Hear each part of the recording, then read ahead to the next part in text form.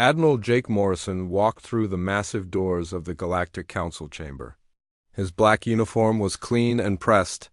The silver stars on his shoulders caught the light from the crystal ceiling above. Behind him, Commander Lisa Parker carried a sealed briefcase. Her face was calm, but her knuckles were white as she gripped the handle. The chamber was huge. It could hold 10,000 beings from across the galaxy. The ceiling stretched up so high that clouds formed near the top. Floating platforms held representatives from dozens of different worlds. Some looked like giant insects. Others were made of pure energy. A few resembled trees with eyes. Jake had been in this room many times before. Usually he sat in the back corner with the other minor species. Today was different. Today, he would stand at the center podium, where only the most powerful beings in the galaxy were allowed to speak. Council. Speaker Zethkar sat on a throne made of glowing crystals. His people, the Vorthans, ruled half the galaxy. They had been in space for over 10,000 years. Zethkar's forearms moved in slow patterns as he spoke to his advisors. His voice was deep and commanding. The human representative will now address the council, Zethkar announced. His words echoed through the chamber. Jake walked to the center podium.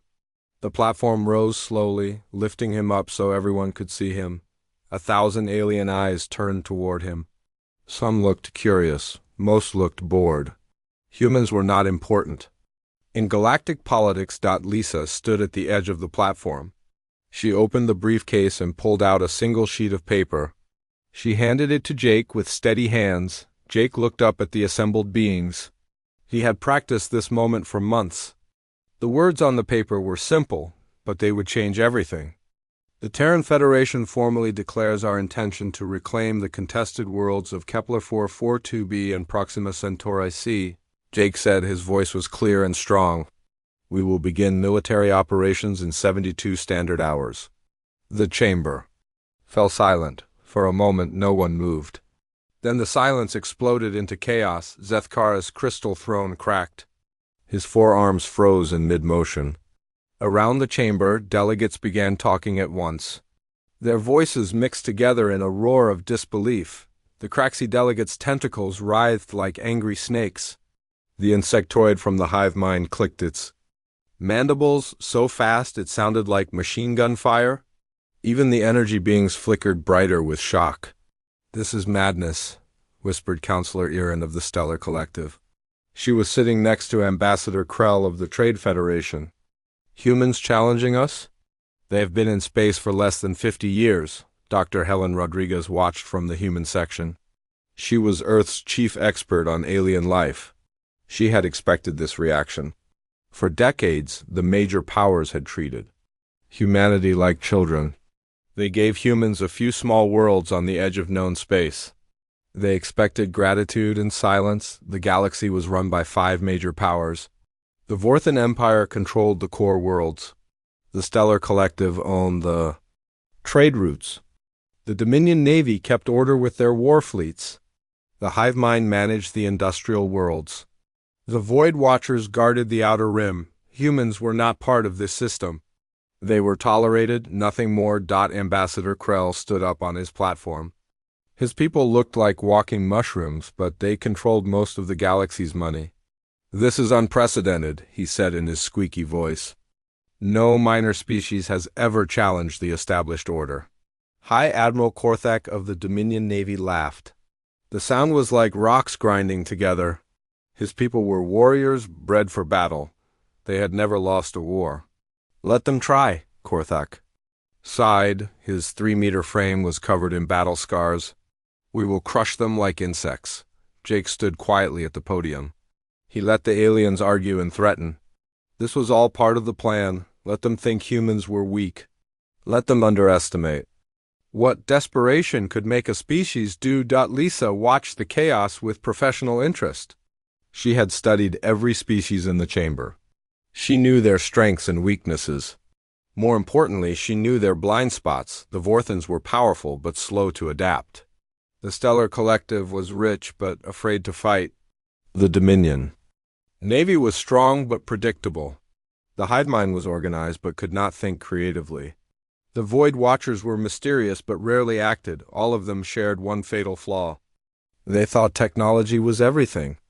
Bigger ships, stronger shields, faster engines. They had forgotten that wars were won by people, not machines. Zethkar finally restored order. His voice boomed across the chamber. "Human Morrison, explain." This absurd declaration, Jake smiled. It was not a nice smile. The worlds of Kepler 442b and Proxima Centauri c were discovered by human exploration teams. We have prior claim under galactic law. Those worlds were assigned to the collective 30 years ago, Counselor Irin protested. Your people accepted compensation. Our people were coerced, Jake replied. We had no choice but to accept. Now, we have grown stronger. We choose to reclaim what is ours. The chamber erupted again. Several delegates demanded immediate military action. Others called for economic sanctions. A few suggested that humans should be expelled from the galaxy entirely. Dr. Rodriguez took notes on a small tablet. Every reaction was predictable. The aliens were following patterns that had not changed in thousands of years. They could not imagine that a younger species might do something different. You have 47 ships, High Admiral Korthek said. His voice cut through the noise. The collective alone has over 300 vessels protecting those worlds. Your fleet would be destroyed in minutes. Perhaps, Jake said, but we are willing to try. This was the moment that changed everything. Not the declaration of war, but the simple admission that humans were willing to fight impossible odds. The galaxy had become comfortable. The major powers had not faced a real challenge in centuries. Humans were different. They had crawled out of caves to reach the stars. In just a few thousand years, they had survived ice ages, plagues, and wars that would have destroyed other species. They did not surrender easily. Lisa closed the briefcase. She had delivered the message. Now it was time to leave. Jake bowed slightly to the council. 72 hours, he repeated. Then he walked off the platform. The chamber was still in chaos. When the humans left, delegates shouted threats and demands. Some called for emergency sessions. Others began planning military responses. None of them understood what had just happened. They thought this was about two small worlds on the edge of space. They were wrong. This was about humanity's place in the galaxy. For 50 years, humans had been patient. They had accepted insults and limitations. They had waited for the right moment to act. That moment had arrived. Jake and Lisa walked through the long corridors of the council building. Other species gave them a wide berth. News of the declaration was already spreading. Do you think they bought it? Lisa asked quietly. Completely, Jake replied. They think we are desperate fools making a last stand. They have no idea what we have really planned. Behind them, the council chamber continued to buzz with activity. Emergency committees were being formed. Military advisors were being summoned.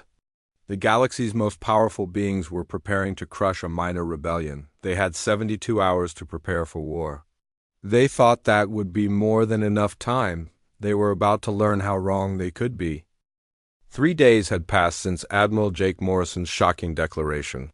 The emergency session of the Galactic Council was packed beyond capacity. Delegates who had not attended a meeting in decades arrived from across the galaxy. The air hummed. With tension and electronic translation devices, High Admiral Korthek of the Dominion Navy stood at the center podium. His massive frame cast a shadow over the first row of delegates. Battle scars covered his gray skin like a roadmap of countless victories. His people, the Chromax, had never lost a war in their 5,000-year history. The human threat has been analyzed, Korthek announced. His voice was like grinding stone. Their fleet consists of exactly 47 vessels. Our intelligence division has completed full scans of their capabilities. A holographic display appeared above the podium. It showed detailed images of human ships. They looked crude compared to the sleek vessels of the major powers. The hulls were thick and angular. The weapons looked primitive. The engines glowed with simple fusion fire. Observe their technology, Korthek continued. fusion drives that are centuries behind our antimatter systems, energy shields that a single plasma torpedo could penetrate. These are not warships. They are barely more advanced than cargo haulers. Nervous laughter rippled through the chamber. The delegates had been worried for nothing. Humans were still the same primitive species they had always been. Fleet Commander Nina Brooks watched the proceedings from Earth's orbital command station. The massive structure hung in space above the blue marble of Earth. Through the transparent aluminum windows, she could see the construction yards where humanity's fleet was being prepared. Beside her, General Paul Carter reviewed deployment orders on a tablet. His weathered face showed no emotion as he listened to the alien broadcast. At 62, Carter had seen enough wars to know that the enemy's biggest mistake was always underestimating their opponents.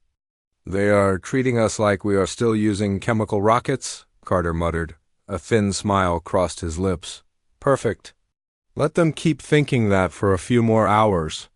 The council chamber's main screen switched to tactical displays. Defense. Minister Yexthal of the Stellar Collective presented his analysis. His people looked like walking crystals, and they controlled the galaxy's most advanced defensive systems. "The human fleet's approach vectors are predictable," Yexthal explained. "They must use standard hyperspace lanes to reach the contested worlds. Our defense platforms have been upgraded with quantum disruptors. Any human vessel that drops out of hyperspace will be disabled instantly." The assembled delegates nodded in approval. The Stellar Collective's defensive technology was legendary. Their quantum disruptors could shut down any known drive system. No ship could function within their range. What they did not know was that human ships no longer used known drive systems. Captain Steve Walsh sat in the command chair of the UES Defiance. The ship looked ordinary from the outside, but its interior was filled with technology that would have amazed the galaxy's greatest scientists. In the engineering section, Dr. Rachel Turner made final adjustments to humanity's secret weapon. The device was small, about the size of a briefcase. It did not look impressive. There were no blinking lights or humming crystals, just a simple metal box with a few wires and circuit boards. But this box would change warfare forever. "Full drive is ready for activation," Dr. Turner reported. Her voice was calm, but her hands shook slightly. She had spent 10 years developing this technology. Today, she would find out if it really worked. Back in the council chamber, the military presentation continued.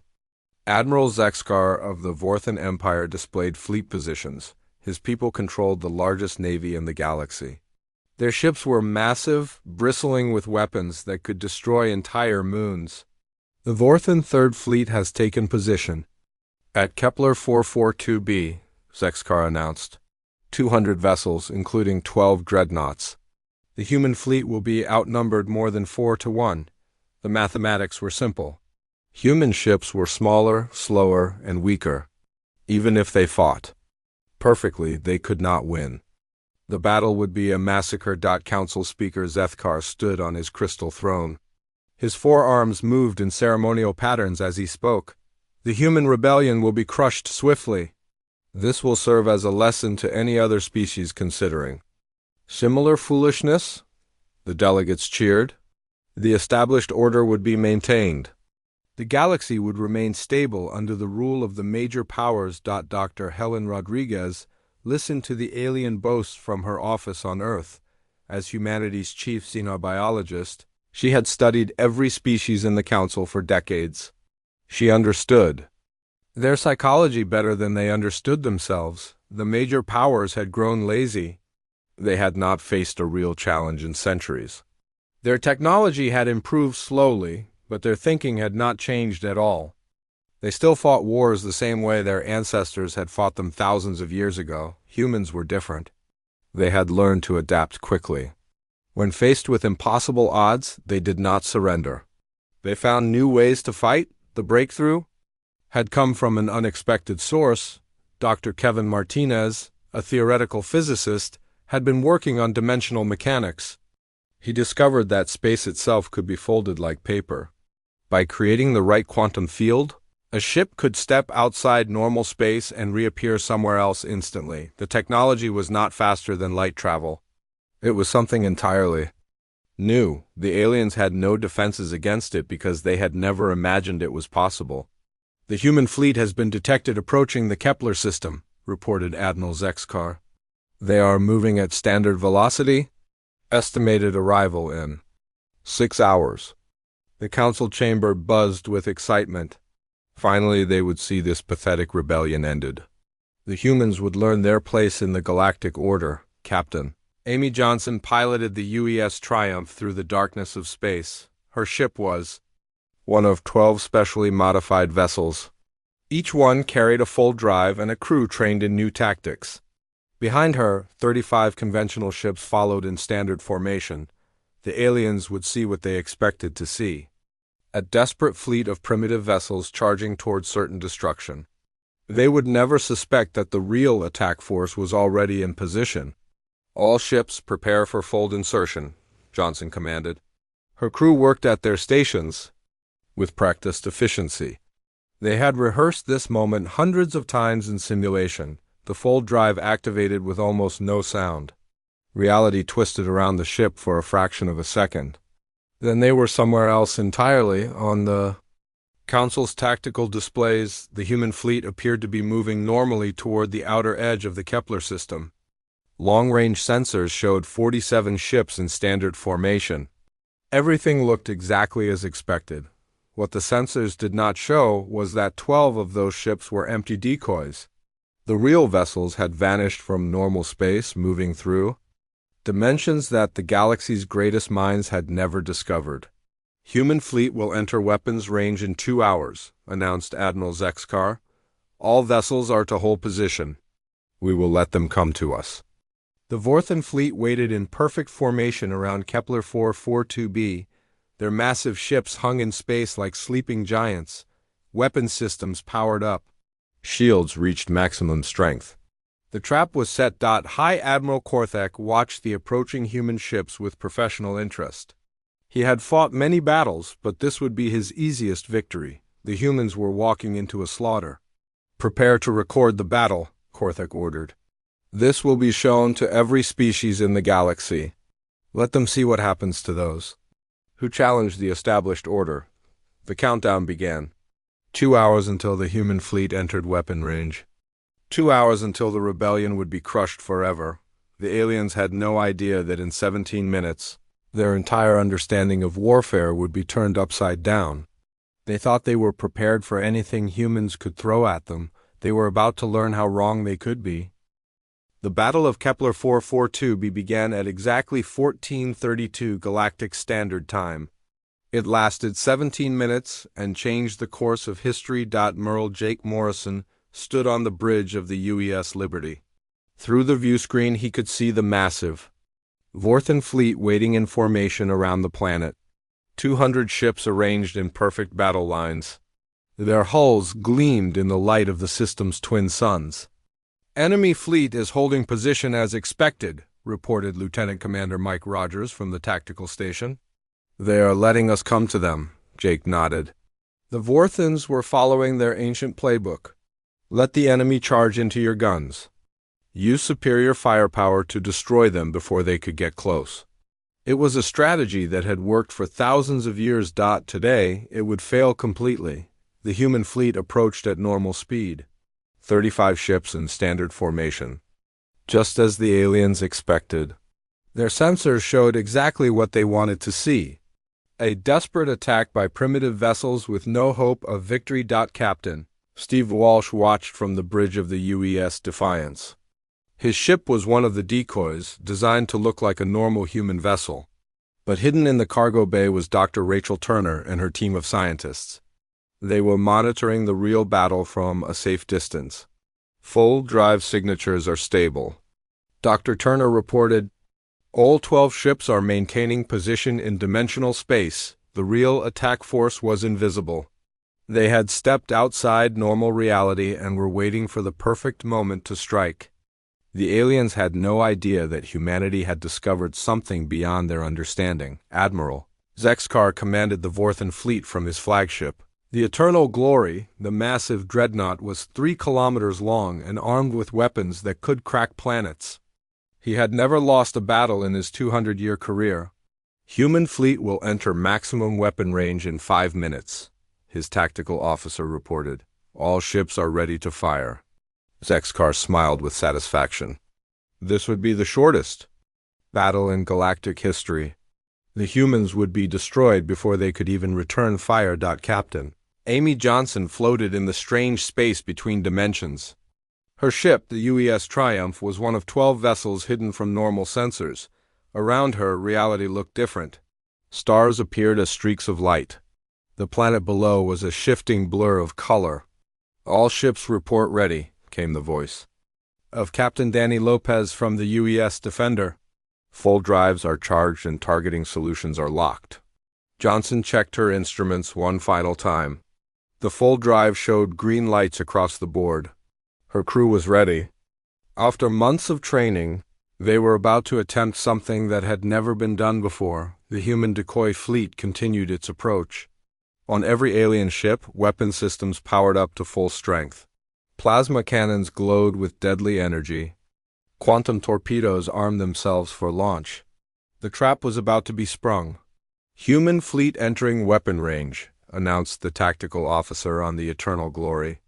All ships have firing solutions. Admiral Zexkar raised his primary hand. Around him, 200 alien warships waited for his command. This was the moment they had all been waiting for. Fire, Zexkar commanded. The alien fleet opened fire with everything they had. Thousands of energy beams lanced out toward the human ships. Plasma torpedoes streaked through space like deadly stars. The void between the fleets lit up with destruction. The human decoy ships scattered and returned fire. Their weapons were weaker, but they fought with desperate courage. Several ships took hits and began to drift. Others pressed forward into the teeth of the alien barrage. Enemy ships are breaking formation, reported the Vorthan tactical officer. Estimated time to complete destruction is 8 minutes. Admiral Zexkar watched the battle with professional interest. The humans were fighting better than expected, but the outcome was never in doubt. Their primitive vessels could not stand against Vorthan firepower. He had no idea that the real battle was about to begin. All ships initiate Protocol Omega. Admiral Morrison commanded from the Liberty Dot in the space between dimensions. 12 human ships received the signal. Captain Johnson gripped her command chair as reality twisted around her vessel. The full drive engaged with a sound like tearing silk. The UES Triumph appeared instantly behind the Vorthan flagship. 1 second there was empty space. The next second, a human warship materialized out of nothing. Captain Johnson's crew acted with practiced precision. They had rehearsed this moment hundreds of times. Weapons locked onto the alien dreadnought's engines. Shields were already up and ready. "Surprise!" Johnson whispered and opened fire. The Eternal Glory shuddered as human plasma beams struck its rear armor. Admiral Zexkar spun around in shock. His sensors had shown nothing. No hyperspace signature, no energy buildup, no warning at all. "Report?" he barked at his tactical officer. "Unknown, sir. The human vessel appeared from nowhere. Our sensors detected no approach." Around the battlefield, 11 more human ships materialized out of empty space. They appeared behind alien vessels, above them, below them. The Vorthan fleet found themselves surrounded by enemies that had somehow bypassed every defense. Captain Danny Lopez brought the UES Defender directly alongside a Vorthan cruiser. His weapons were close enough to touch the alien hull. At point-blank range, even human guns could penetrate Vorthan armor. "This is impossible," Admiral Zexkar said to himself. Ships cannot simply appear from nothing. But they had. The humans had found a way to step outside normal space and reappear anywhere they chose. Every principle of known physics said it could not be done. Yet here they were, doing it. Dr. Kevin Martinez monitored the battle from Earth's orbital command station. His full-drive technology was performing perfectly. The alien sensors could not track ships that existed in folded space. It was like trying to see through a piece of paper that had been folded over itself. Full-drive signatures are Stable across all vessels, he reported to General Carter. The enemy has no defense against dimensional displacement. The battle turned into chaos. Vorthan ships tried to turn their weapons on the humans, but the human vessels kept disappearing and reappearing elsewhere. They would fire a few shots, then vanish before the aliens could return fire. Captain Lisa Newman piloted the UES Valiant through a series of impossible maneuvers. She would appear above an enemy ship, fire her weapons, then fold space and emerge behind a different target. The aliens could not predict where she would strike next. Enemy flagship is requesting immediate surrender, reported the communications. Officer on the Use Triumph, Captain Johnson smiled grimly. Tell them to power down their weapons and prepare to be boarded. Admiral Zexkar stared at his tactical display in disbelief. Half his fleet was disabled or destroyed. The other half was trapped by enemies they could not hit. His perfect formation had collapsed into confusion. Sir, what are your orders? Asked his tactical officer. Zexkar looked around his bridge. His crew was waiting for him to find a solution. But there was no solution. The humans had changed the rules of warfare itself. Signal the fleet, he said quietly. All ships are to stand down and surrender. The message went out across the Vorthan fleet. 200 of the galaxy's most advanced warships lowered their weapons and waited for human boarding parties. The most feared navy in known space had been defeated by 47 human vessels. On Earth, the news arrived within minutes. The impossible had happened. Humanity had won a total victory against overwhelming odds. Not a single human ship had been destroyed. Dr. Helen Rodriguez watched the alien reaction with scientific fascination. The Vorthan Empire had built their entire identity around military superiority. In 17 minutes, that identity had been shattered. Send a message to the Galactic Council, Admiral Morrison ordered. Tell them the Terran Federation is ready to discuss new terms for galactic citizenship. The age of human submission was over. The galaxy would never be the same.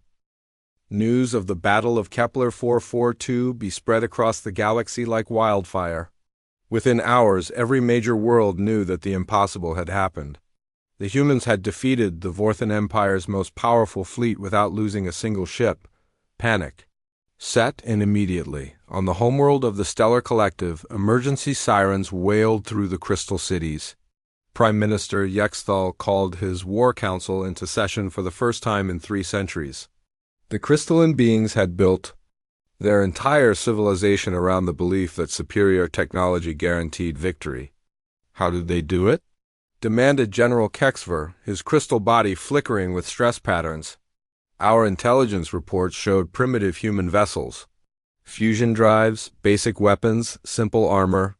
The reports were accurate, replied intelligence. Chief Nexren. What we witnessed was not an advancement of existing technology. It was something entirely new. The recorded battle footage played on the council chamber's main screen. Vorthan ships fired at empty space while human vessels appeared and disappeared like ghosts. The Stellar Collective's greatest minds watched in stunned silence. They can fold space itself, whispered Dr. Texara, the Collective's chief physicist.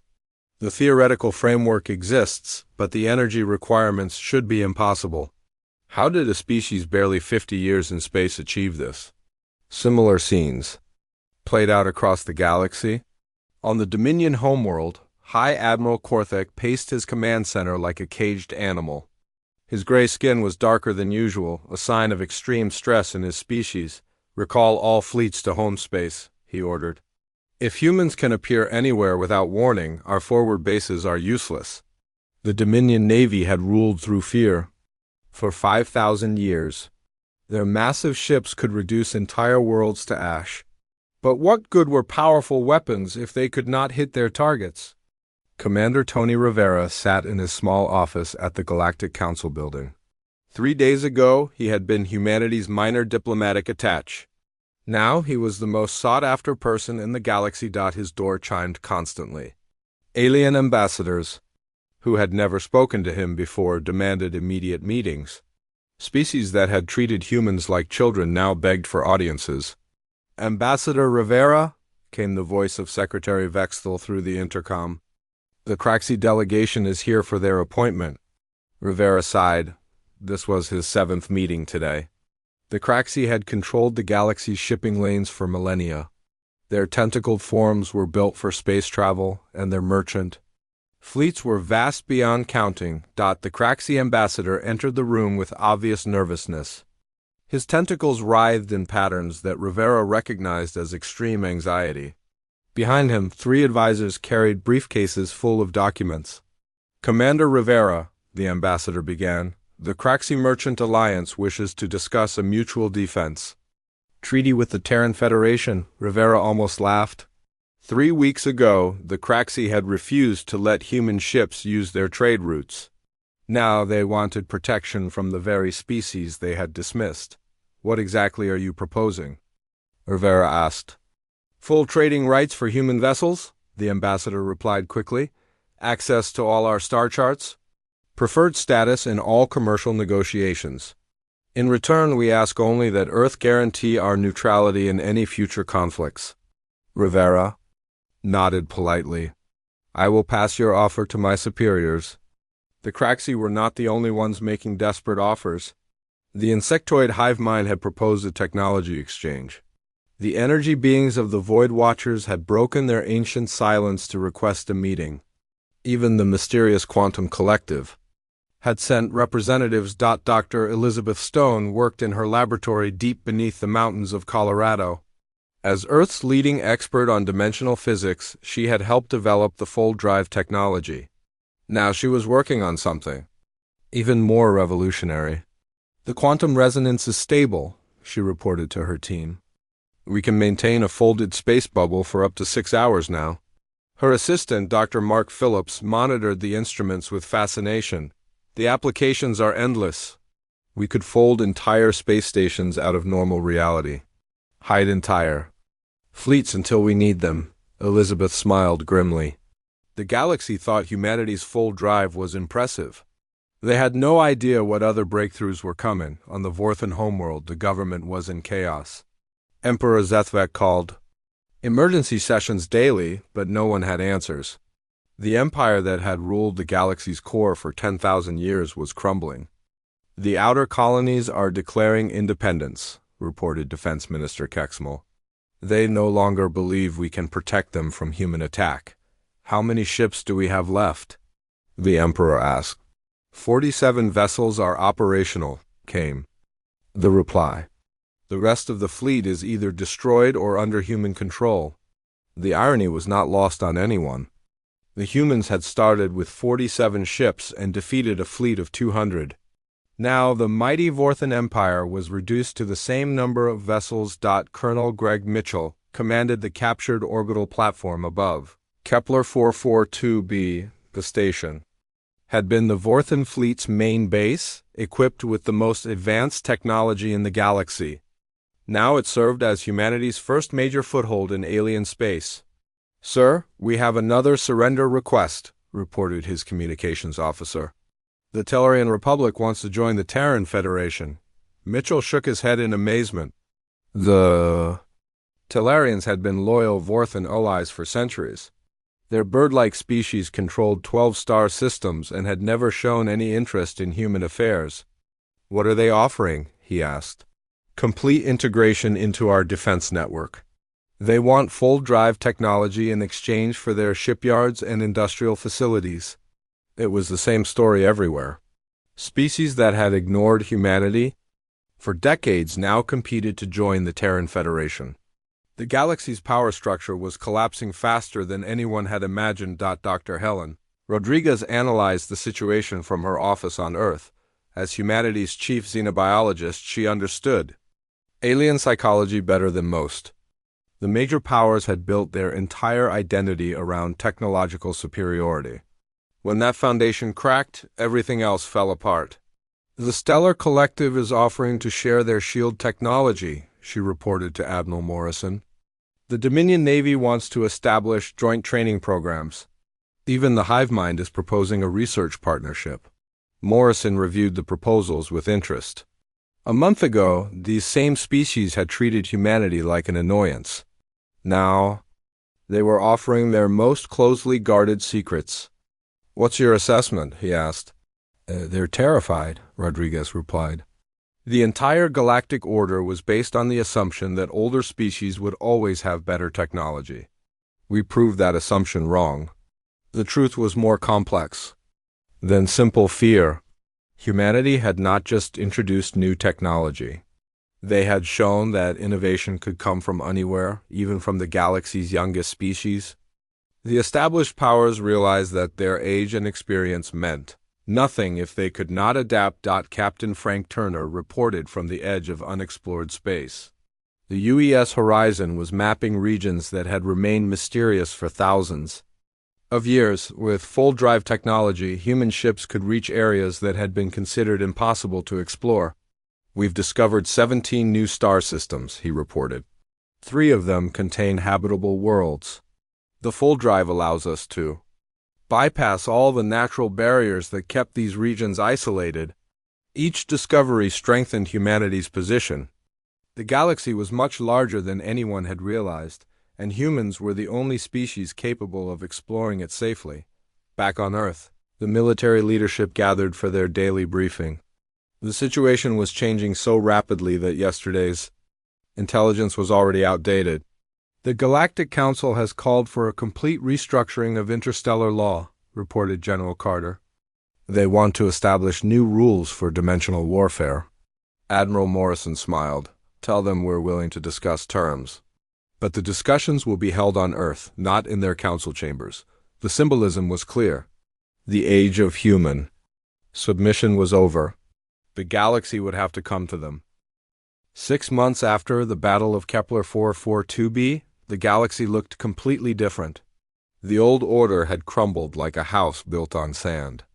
In its place, something new was growing. Admiral Jake Morrison walked through the corridors of the rebuilt Galactic Council building. The structure had been redesigned with human input. Gone were the floating platforms that put some species above others.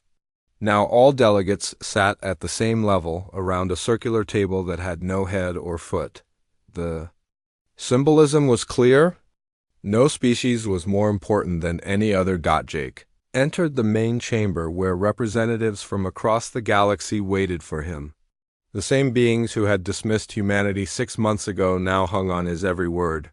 The change was remarkable, but Jake took no satisfaction from their fear. "The Terran Federation presents the new Galactic Charter," he announced, placing a document on the central table. "This proposal will govern relations between all spacefaring species." Council Speaker Zethkar looked older than his 1,000 years. The defeat of his people had broken something inside him. His forearms moved slowly as he reached for the document. "What are the terms?" he asked quietly.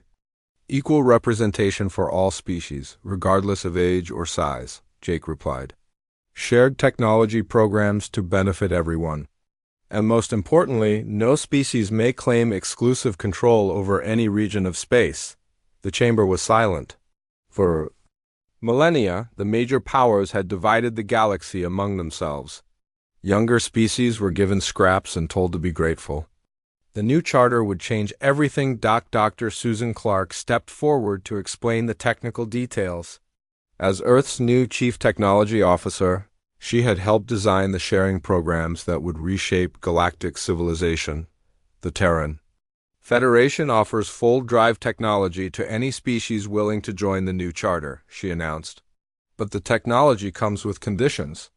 Ambassador Krell of the Trade Federation leaned forward eagerly. His mushroom-like people had lost most of their power when the old trade routes became useless. Full drives could restore their importance. "What conditions?" he asked. "The technology can only be used for peaceful exploration and trade," Susan replied. "Any species that uses fold drives for conquest will have their access revoked immediately." It was a brilliant solution. Humanity would share their greatest advantage, but only with those who agreed to play by new rules. War would become pointless when any aggressor could be cut off from the technology that made modern space travel possible. Captain Frank Turner docked his ship at the new Terra station orbiting Earth. The massive structure served as humanity's diplomatic and military headquarters. Ships from dozens of species came and went daily, their crews eager to learn about human technology and culture. Frank carried reports from his latest exploration mission.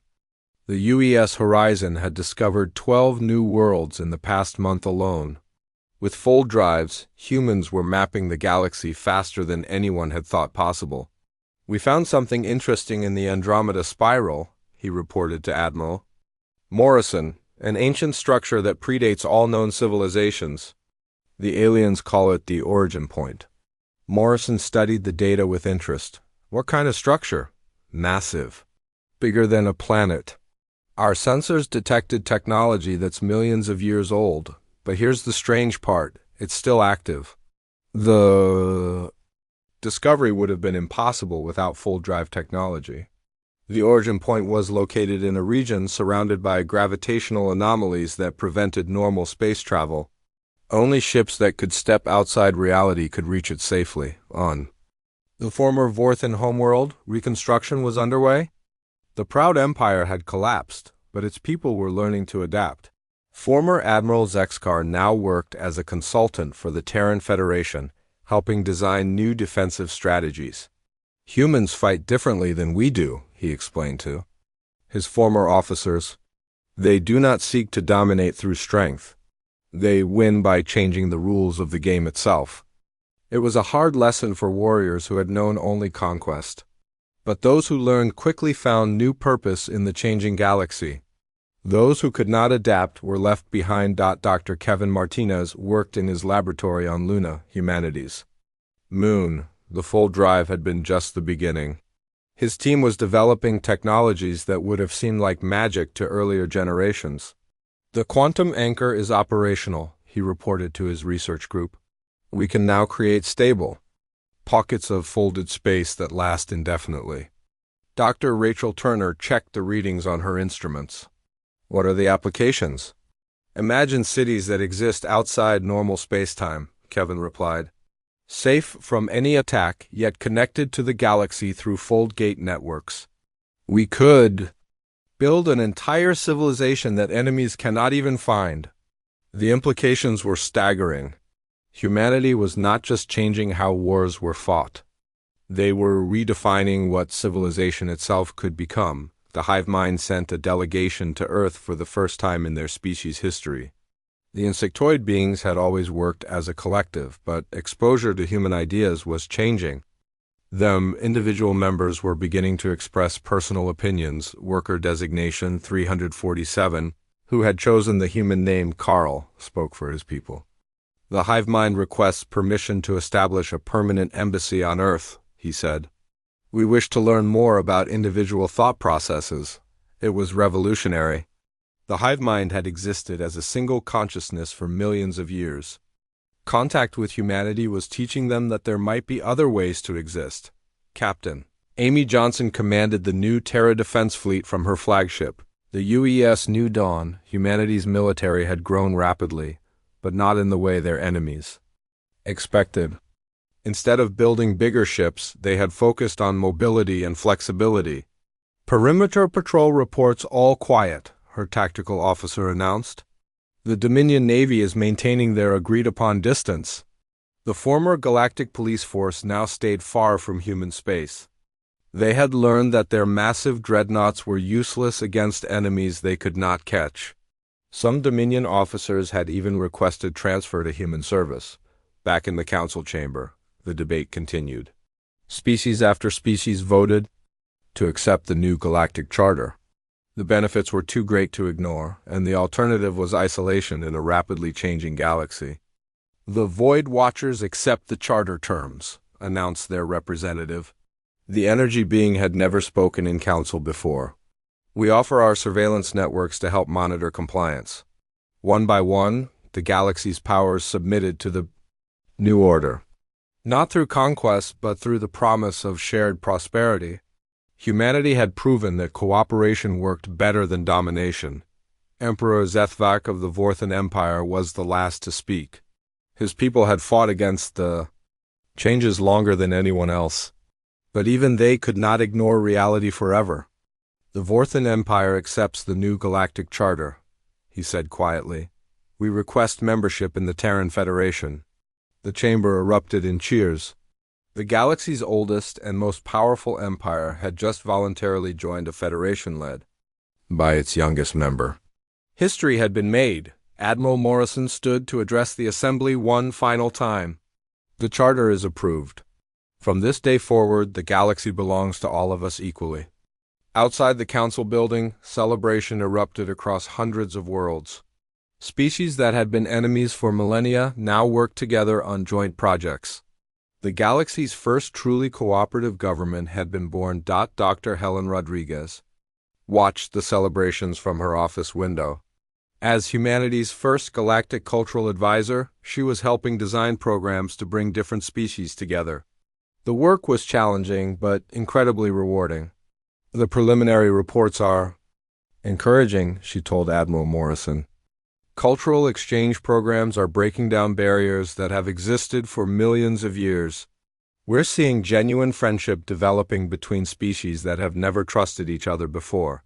The transformation was not complete. There were still holdout groups that rejected the new order. Some species struggled to adapt to concepts like equality and cooperation. But progress was being made every day. Captain Steve Walsh brought the UES Defiance home to Earth orbit after a successful diplomatic mission. The galaxy was finally at peace, not through conquest, but through mutual understanding.